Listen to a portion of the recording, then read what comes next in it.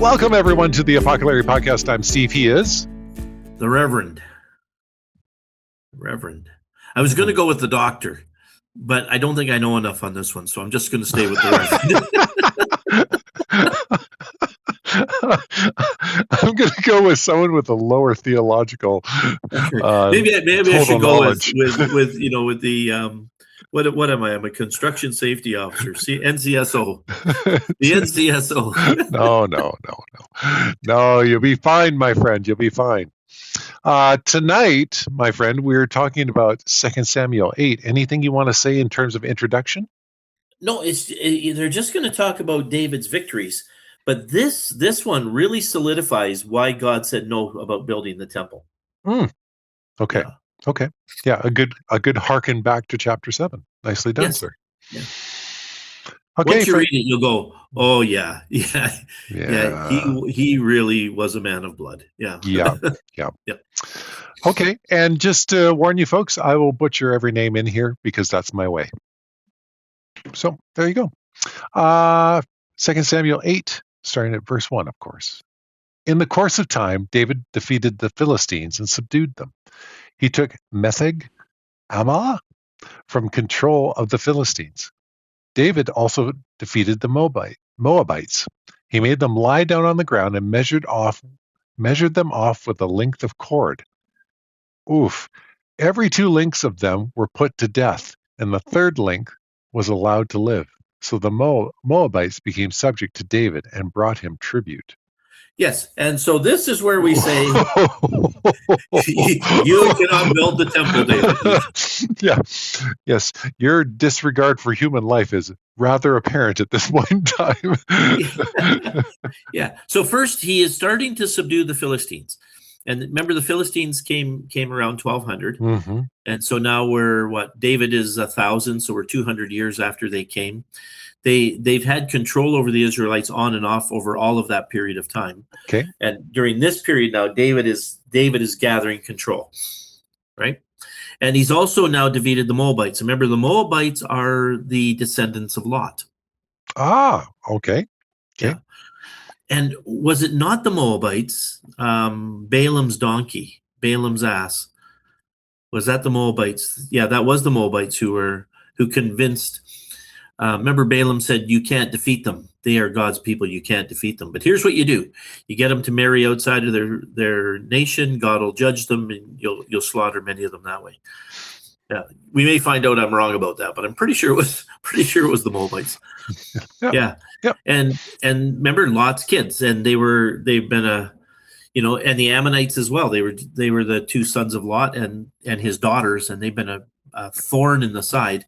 So they also said that, and I don't know where they got this, whether it was in Scripture, but I don't remember this from Scripture, that the Moabites were the ones that brutally killed David's parents. Oh, okay. Yeah, I read that, and I didn't take the time to go further into it to look it up. But okay. But anyway, so he makes them lie down, and I don't know how you do that anyway. Get a whole army to lie down on the ground. Yeah. But they do. It's funny the things that people will do, that they'll subject themselves to, maybe in the hope of surviving. Yeah. Yeah, and then he takes his cord and he runs it out, and anybody who falls in the length of cord, they die.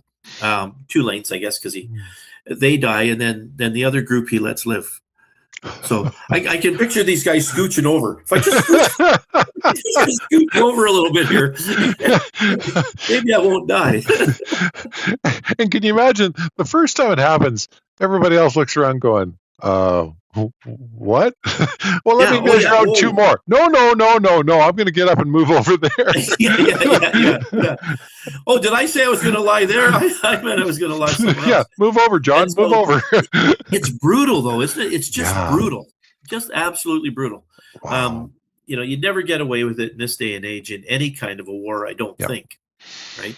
But then he kills them, and they say he leaves 1/3 of them, and they so that he has some of them left to make money to pay him tribute, as remember in those days, as vassal kings would. You'd let them keep their land, but they'd have to pay you tribute. Right. And he's cut down their army enough so that they can afford to pay tribute, but they can't really risk going to battle against you. And so smart military move, just a little scary, A little brutal. Yep. Okay. Yeah. All right. Verse 3. Moreover, David defeated Hadazar, something like that, son of Rehob, king of Zobah, when he went to restore his monument at the Euphrates River. David captured 1,000 of his chariots, 7,000 charioteers, and 20,000 foot soldiers. He hamstrung all but 100 of the chariot horses. Yeah, which is again, something I wouldn't even tell my daughter that David, to hamstring a horse, like you're cutting their tendons in the back so that they can't be used for war. And some would say, Hadadezer was the god of the Amalekites, I think. Hadad was the god of the Amalekites. Okay. Yeah, if now I'm starting to wonder if he was the god of someone else, but I'm going to stick with the Amalekites. Well, let's remember do it. The Amalekites were Amalek was the grandson of Esau, so these are descendants of Esau, and David has been having trouble with these guys over the time. And so that could very well happen that way. 1,000 of his chariots, 7,000 charioteers. Some of the versions will say instead of 7,000, I think it was 1,700 of the charioteers. Yep, we can see it. Yep. But we don't have to worry about that. Okay. And then 20,000 foot soldiers. But again, just cleaning up the place and making it his own. Yep.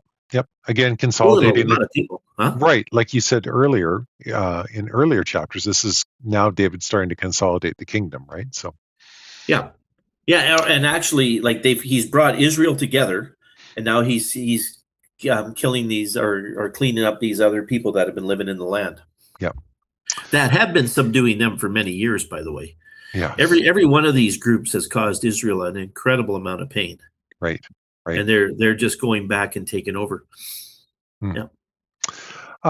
Okay. When the Arameans of Damascus came to help Hadadezer, the king of Zobah, Larry said it right, and I just said it a different way yet again, by the way.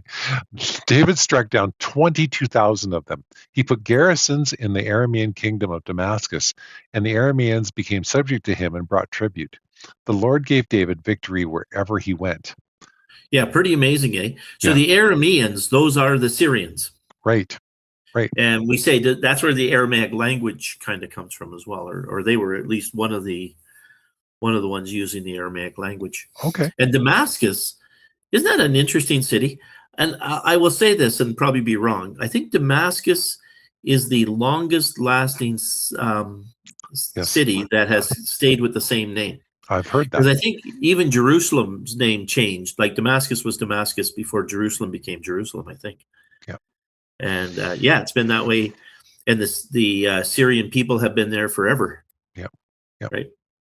It wasn't too long ago that Obama was going in and killing people and taking over the area of Damascus to stop the slaughter of their own people.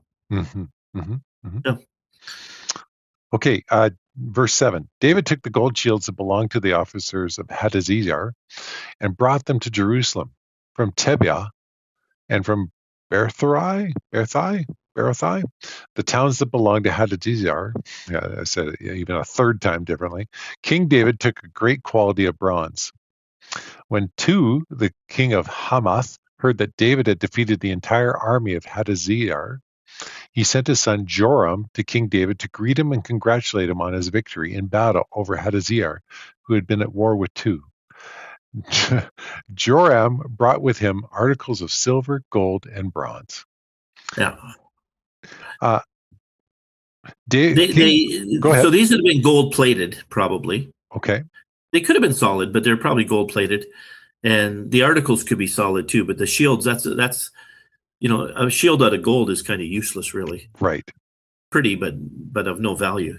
Right. But, so the gold plating, these are just decorative, of course. Yeah. Okay. Verse 11. King David dedicated these articles to the Lord, as he had done with the silver and gold from all the nations he subdued, Edom and Moab, the Ammonites, and the Philistines, and Amalek. He also dedicated the plunder taken from Hadazir, son of Rehob, king of Zobah. And David became famous after he returned from striking down 18,000 Edomites in the Valley of Salt. Yeah, and I was going to look that up. I wonder if the Valley of Salt was where what's her face became a pillar of salt. Oh, Lot's wife. Yeah, yeah. I don't know. I read it and I thought, oh, I'm going to look that up before we do our thing, and then completely forgot. Yeah. Now people often object to the size of these numbers, but I'm okay with them. I'm okay with him striking down 18,000. It's a lot of people, but you get 70,000 at a football game. Right. So 18,000, that's just a portion of the arena. Yeah.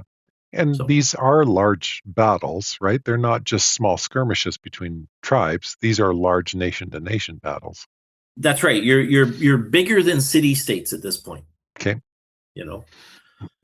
So Greece will still be city-states many, many years after this. In the 400s, they're still all city-states. But Israel would have been actually, 12 city-states that came together. So, yeah, you could have some pretty big numbers, I believe. Okay. Verse 14, he put garrisons throughout Edom, and all the Edomites became subject to David. The Lord gave David victory wherever he went. And again, Edomites are descendants of Esau. Amalekites are descendants. That would be a specific group of Edomites, I guess. They'd be descendants of Amalek, Esau's grandson. And so David is holding the land of Israel together now, and now he's starting to push his boundaries out just a little bit, and putting garrisons there. So he's got some troops. You start doing like the Romans do this, many centuries later. And David's doing that kind of thing in a small way around Israel. So right. Yeah. Okay. Verse 15. David reigned over all Israel, doing what was just and right for all his people. Joab, son of Zerah, was over the army. Jehoshaphat, son of Eliud, was the recorder. Zadok, son of Athiab, and Amalek, the son of Athar, were priests. Ahimelech. Yeah. Oh, the reason I mentioned Ahimelech is because some say it can't be Ahimelech. This must be a scribal error. But who knows? Okay. I just thought I'd throw it in there because I read it. Okay. Amalek, son of Athar, were priests. Sierra was secretary. Benaniah, son of Jehoiada, or something like that, was over the Kirthites and Pethites, and David's sons were priests. What? And that's a weird thing again. Yes. That David's sons were priests. Now, which version are we reading from here? NIV. It is NIV, eh? Yep. Because I thought the one I read said David's sons were his advisors. Or did they say that earlier on? David's sons. But that one says we're priests. Yeah. Or chief officials, it says in the bottom as a note. Yes. Or they were his chief. I don't know why they said priests, because that always bothers me, because priests were supposed to be Levites. Right? And so for anybody else to be priests, it doesn't work so well. Right. So maybe I'll stay with chief officials. Okay. From the Septuagint, they come up with chief officials. Okay. Yeah. So that's kind of interesting as well. So there's David consolidating his rule, and just bringing all of Israel unto himself. We would have said it in our studies, all of Palestine, but that throws people off in this day and age again, right? Because they're all messed up on what's Israel and what's Palestine and everything else. Right. But this is all. Isn't this where we also start to get the current understanding of what the size of Israel should be from this time where David's expanding? Well, yeah, because it really wasn't there in Joshua's time. They were just coming in and taking over. So it's under David, and then under Solomon, I think it even grows a bit more. Okay. And then it's divided kingdom after that. Right. Then Right. it's all a mess. But yeah, this is where people would say, if you want to see the size of Israel, you want to see it in David's time. Okay. But again, even though I believe God wanted them to have it, and so they should even have it, this is all a human political thing that's going on. Right. Good point. Just like today. Good like point, we my can friend. say we think God wants Israel to have it, but there's very human politics going on in the whole thing as well. Excellent point, my friend. Yeah. Even though I'm still going to stand on my little podium and say I think Israel should have it. yeah, but that's okay. Yeah, it's okay. I mean, God's using human means to accomplish what He wants. So yeah, wherever it's going to end up this time, I don't know. Yeah, but we'll see in the next little while. Yeah, we can afford the gas to go and see. I don't know. I drive an EV, so what do I care? Yes, that's right. I heard a guy say, my biggest pleasure in life is cutting off Teslas, because the guy gets really angry, but the car will stop for you. Does your car do that too? If somebody cuts you off? Mine doesn't. Mine's not the fancy one that has all those it'll just run right over. Yeah, just kill him. The car will stop. Come on in, sir. Oh, well, thank you. So polite. Oh, my friend, thank you for this. It's awesome. Like Larry said, folks, this is David expanding the borders of Israel. This is this is them taking what God has promised them. David is doing it, what we would consider brutal means, but that was completely normal in his time to do this. It wasn't that he was acting outside of what was expected at the time. He was doing what they should do in their eyes. So fascinating. Folks, as always, we're so grateful that you listen. We're so thankful for you investing the time to just listen to our podcast. We'll be back again next week. It's 2 Samuel 9. We'll see a little bit more of the story of David and how it plays out in the kingdom. And we'll look forward to talking to you then. Until next time, I was Steve, he was Larry, and this was the Apoco-Larry Podcast.